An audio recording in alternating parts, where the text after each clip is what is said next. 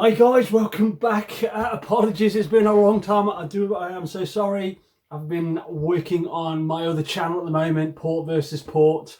It's two versions of each different console against each other, so you can compare them. Have a look on the channel and let me know your thoughts. If you want to see side by side, or if you want to see three of them, you want to see four of them side by side. Let me know your thoughts. I'd appreciate it. Anyway, let's get on with the show today. I want to be talking about 10 must-have games for the Mega Drive. And let's face it, I could have 100 games, must-have games for the Mega Drive. There were billions. The Mega Drive was such an awesome console. And today it's a great collector's version of console to go out and get that. There's so many games to choose from, and I guarantee the 10 I'm going to choose today, these aren't the definitive, but I guarantee they're not going to be everyone's favourites, but these are just 10 I want to talk about. If you've got a Mega Drive, highly recommend having these for your console. So my first one we're going to get on with is going to have to be Revenge of Shinobi. Now, Revenge of Shinobi, what a classic game this was. There were other versions, yeah, there's Shadow Dancer and there is Shinobi 3, but this was one of the first Shinobi games that came out for the Mega Drive. Now it was one of the an early release for it as well, so they're still fine-tuning the graphics, fine-tuning the sound, but this offered a lot of gameplay.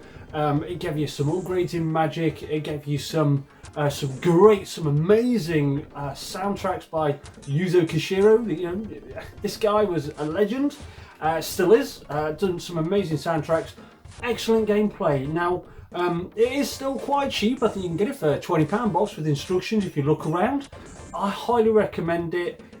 I think a lot of people have played it already, but definitely go out and give it a try. It's one of those that each games vary from time to time. It's one of those you get further and further each time. And you eventually be able to complete it. There's a few cheats in there. They give you unlimited shurikens. If you want to challenge yourself, turn shurikens off. Absolutely fantastic game. Highly recommend it. My next one I'm going to choose is Virtua Racer. Now this game is absolutely fantastic.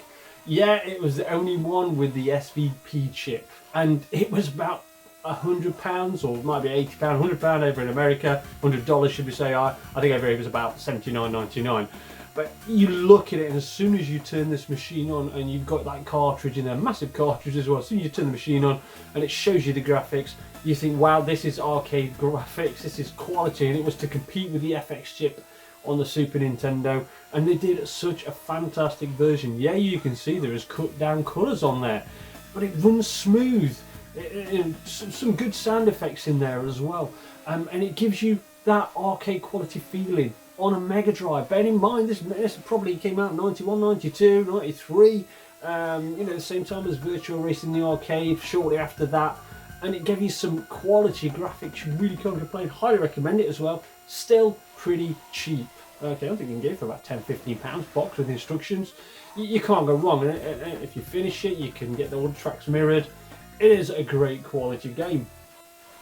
Well, you can't choose 10 games without actually having a Sonic, and some people say Sonic 3, some people say Sonic 1. I've gone with Sonic 2. Sonic 2, well, what can I say? They'd taken all the best bits out of Sonic 1, added a 2-player co-op, a split screen, and made it really good. Now, some people say the definitive is Sonic 3. For me, I'd have to go Sonic 2. I love Sonic 1, I think it's great. Sonic 2 just ups that stakes and it gives it just that better gameplay feeling. You can play with your friends if you've got any. I don't have any, but I tend to play on my own. That sounded rather rude, but still, I play Sonic 2 quite a lot. I think this is a great game, and it's nice, lovely level select as well, cheat in there. Plus, also it's got Gold Sonic in there. I'll leave you to find out how to do it, but absolutely brilliant. So next one is going to be a shoot 'em up. There's loads of decent shoot 'em ups for the Mega Drive. So this one I'm going to go with Thunder Force 4. How good is this game? Yes, it's freaking solid.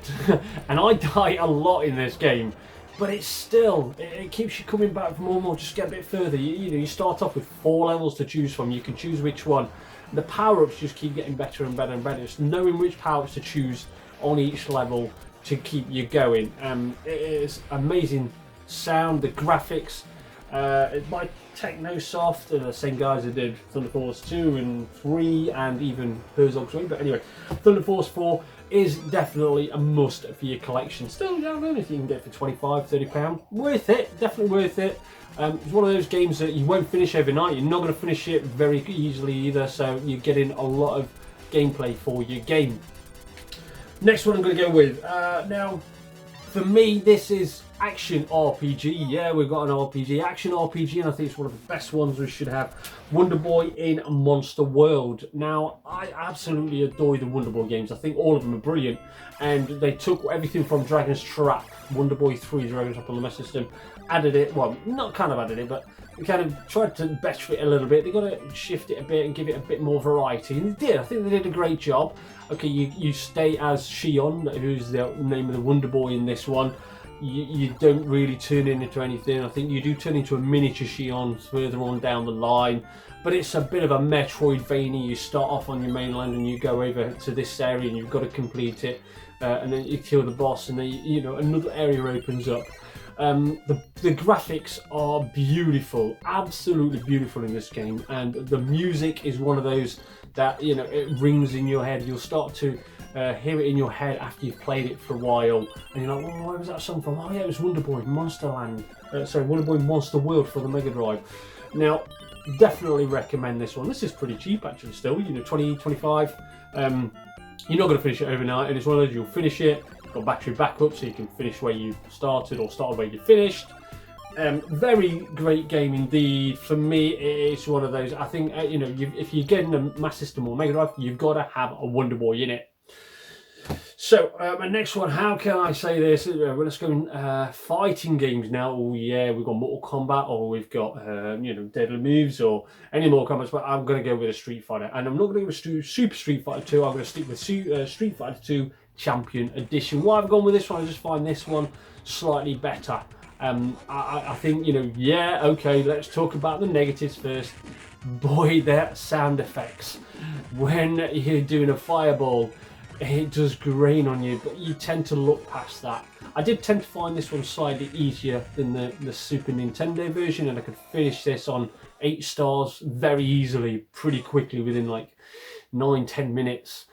But I did find this one really good. I remember seeing this when it first came out, being played in a Virgin shop. I remember it downstairs where they're selling games like, and I remember seeing it at Christmas time. I was like, I won that game.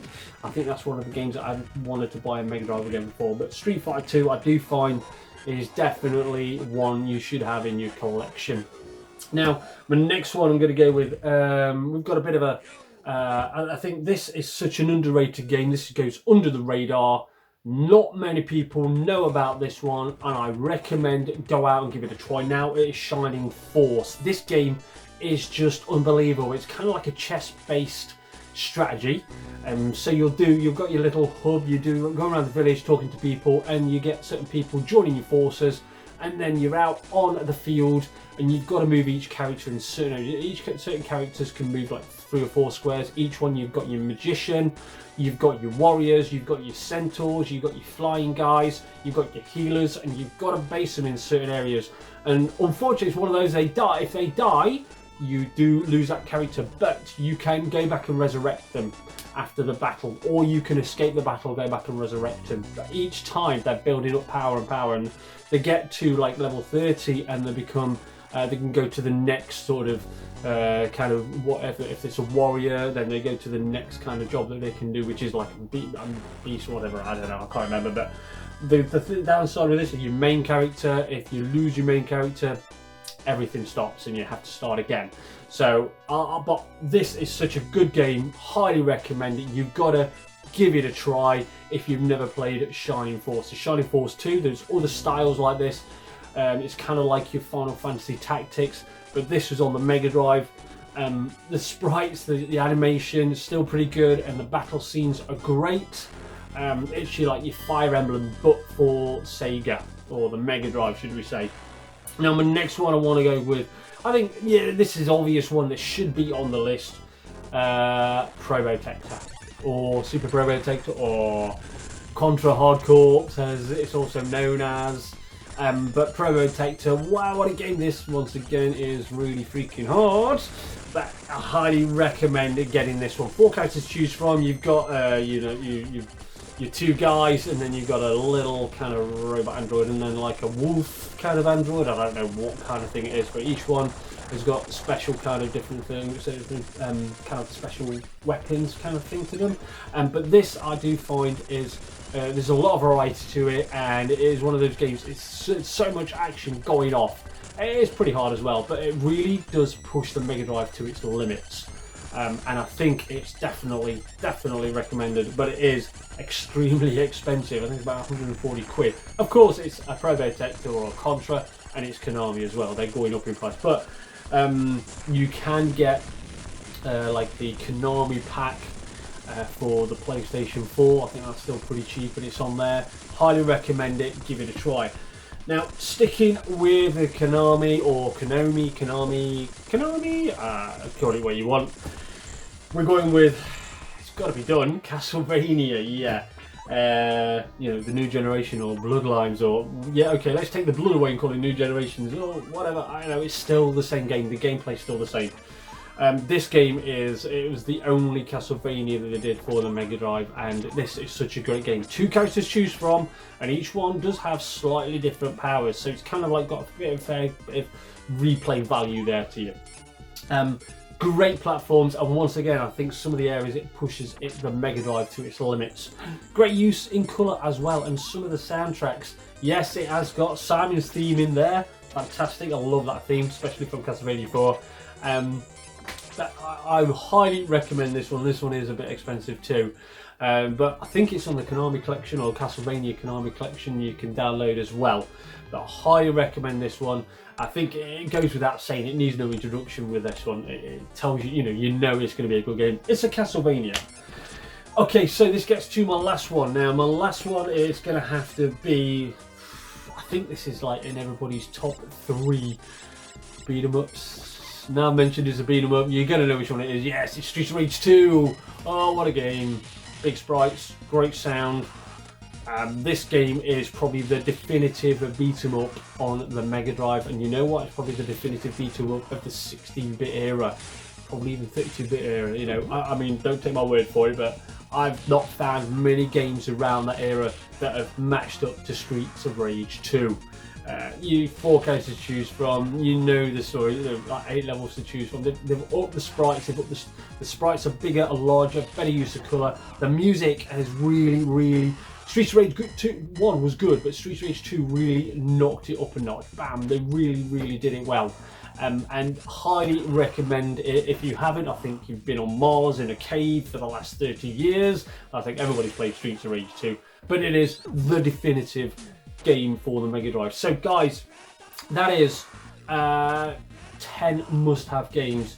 They're not the only 10, like I say. I've got a feeling there's going to be another there could be 100 games you should have for your Mega Drive. That's just 10 games I've chosen. If you're collecting your Mega Drive, they're the games I think they've got a lot of replay value. It's going to keep you coming back. And a lot of them are worth the money as well. Some of them are still pretty cheap, obviously apart from the Konami ones, but some of them are still pretty cheap, and they give you that nostalgic feeling. So guys, 10 must-have games for the Mega Drive. There's probably going to be another 10 must-have games later on. But anyway, check them out if you've not. Give them a try. Highly recommend it. So guys, thanks for watching. Don't forget to leave a like, and I'll see you soon.